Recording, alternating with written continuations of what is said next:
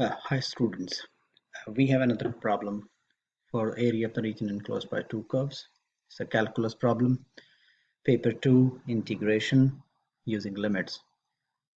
So just for your information, I have mentioned what is the meaning of enclosed. Make sure you know this, close in all the sides. So we have to find out the area between two curves which is closed by all these curves actually. Have a look on these two curves.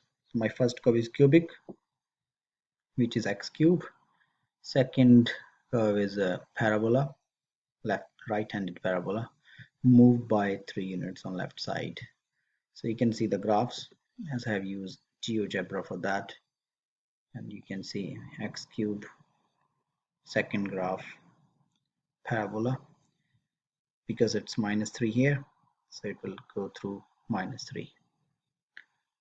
Now let's see which which is that area enclosed by these two curves. Now to decide that, you have to find out where these two curves are meeting. Okay, because we can't calculate just full area by one curve and then second curve. We have to see their points of intersection. Okay, so it's a GDC based question, so we will use TI nSpire for that. Now on that, you can simply click on graph icon. If you click on button, then use tab to enter your first function. You'll see like this. For second step, I would suggest you, because it's not in the terms of x if you see the original function. So if you see, actually it is x equals to y square minus 3.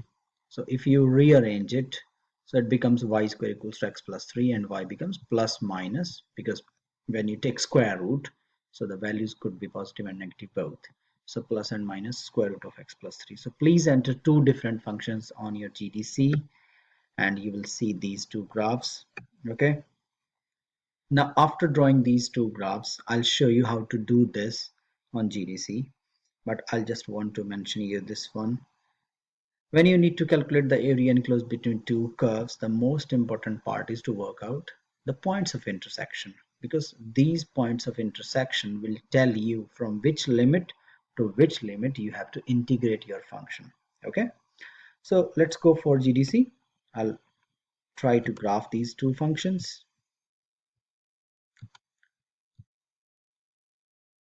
I have done before, so I'll delete it first and then do again for you. So if you see this one, so graph tab, your first function is very simple, x cube. Okay, tab again, so plus, no need to say plus, just use square root x plus 3, and then third one again negative, because it's a negative of that, so it will be reflected on x-axis. So we will see x plus 3 like this. So it's excellent. You can see these two graphs. Actually it's a 3 curves, but for our problem it's only 2. So how to find out their points of intersection? So if I show you the instructions on my presentation, so that would be nice for you. Have a look. So when you are done with this, just go on points of intersection. So step 3 EA, because I'm using third step. Menu button, press 6, because you have to analyze the graph, because the points of intersection obviously on the graph, on the curves where both the curves are intersecting. So there could be 3 points or 2 points, it depends on the nature of their curves. So if you follow this instruction, press 6 and then press 4 intersection, you will see the points of intersection. So you will see how when you have to use F1 and F2 and then F1 and F3, and you will see this point actually intersection. Make sure you know this lower bound and upper bound while dealing with these points of intersection. Have a look here. So go on menu, analyze graph, number 6 and then number 4. So I am on intersection. Now click two curves, so F1, okay, F2, lower bound, somewhere on left side, move on right side, and you'll see the intersection point. I can see it is actually 1.27 and 2.07. Repeat this process. Now first function and third function. Again lower bound, left side, upper bound. Oh, we got our points, and negative 1.11 and 1.37. Okay, so this is how you can find out the points of intersection, and it's clear, quite clear, like how you can use this. Yeah,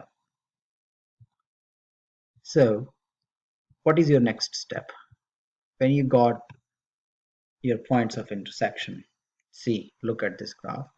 So I got same 1.27, 2.07, and minus 1.11, minus 1.37. Now how to find out the area? For this particular problem, we have two methods. The first method is using limits on x-axis. Second method is limits on y-axis. So let's try on x-axis first. Okay. As you can see, I have used this line to split my required area in two parts. One is on left side of this green line, and second one is right side of this green line. That would be clear if you use this graph.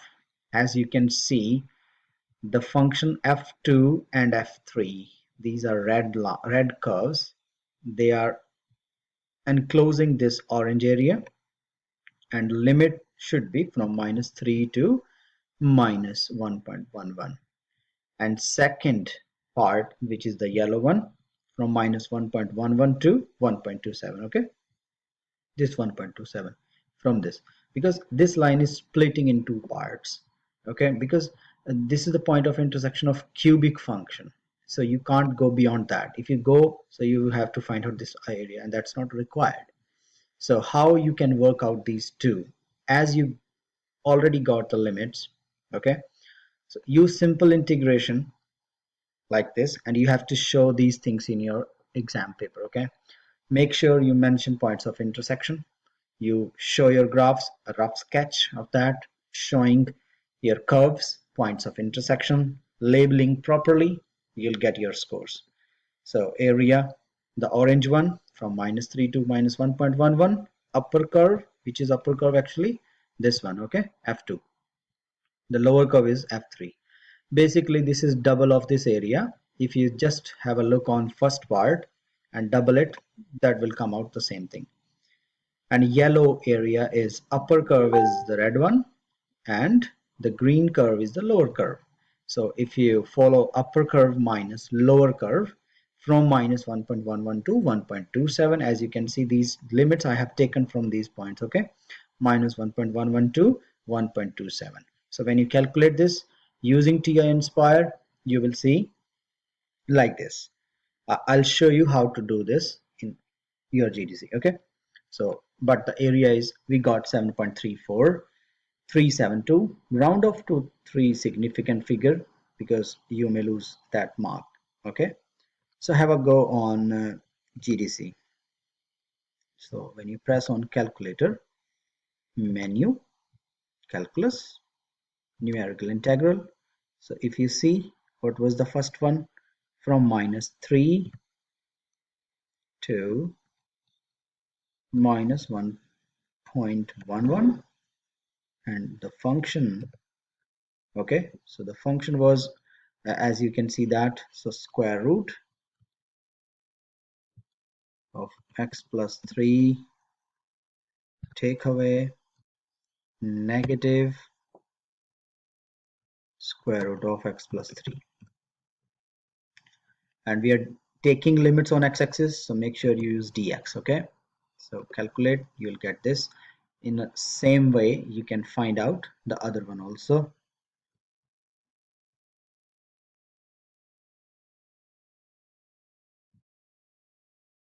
Minus 1.11 and 1.27, and the functions was, the upper curve was same as in the first case,